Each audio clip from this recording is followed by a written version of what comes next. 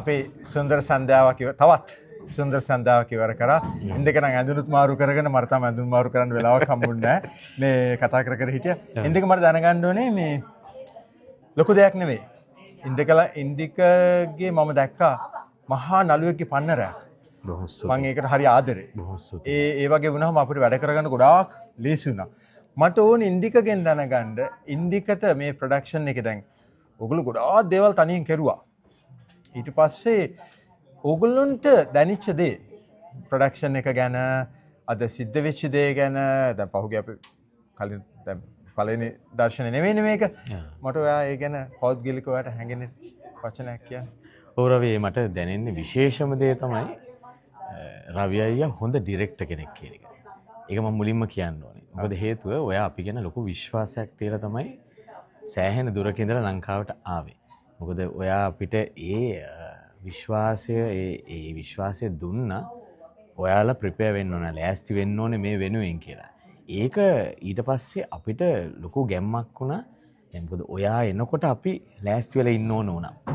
ඒ ලෑස්ති වෙන්න ඕනේ කියන අපිට දීපු ඒ පන්නරේ ඒ දීපු බලාපොරොත්තුව තමයි අද මේ වේදිකාවේ යම්කිසි සාර්ථකත්වයක් ඕගොල්ලෝ දකින්න ප්‍රේක්ෂකයෝ දකින්න මේ සීලුම දයන් දකින්න සාර්ථකත්වයක් වුණා නම් ඒකට අයියගේ මුල් අඩිතාලම පළවෙනි පියවර පළවෙනි වචනේ තමයි හේතු උනේ.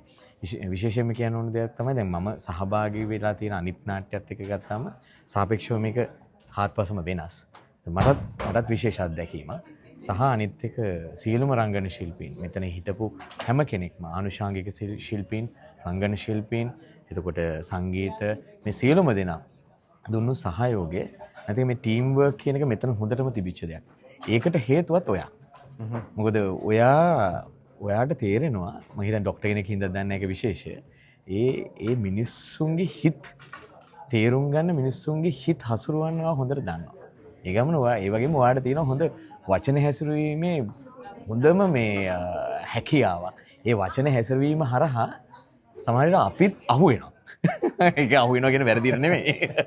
වැරදියට නෙමෙයි. මම කියන්නේ ඒ වචන හැසිරීම හරහා අපිටත් බලාපොරොත්තු ඇති වෙනවා මේක මෙහෙම කළොත් තමයි ඔයා එනකොට විශ්වාස කරන්න. ඔයා ලංකාවට එනකොට සතියයිනේ මේකට තියෙන්නේ ඊට පස්සේ අපිට.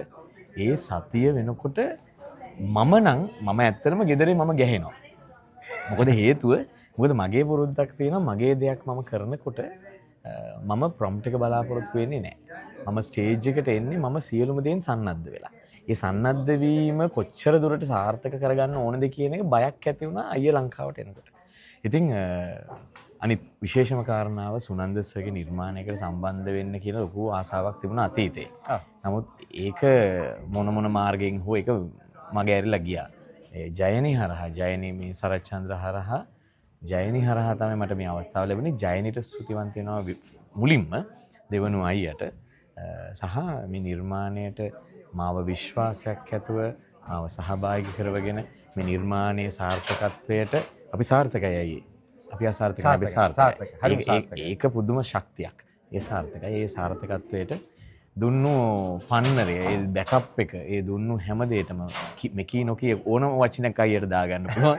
ඒ හැම දෙයකම බොහොම පිං ගොඩාක් ස්තුතියි. thank you. එහෙනම් දිගු ගමනක් යමු අපි. බොහොම ස්තුතියි. හම්බ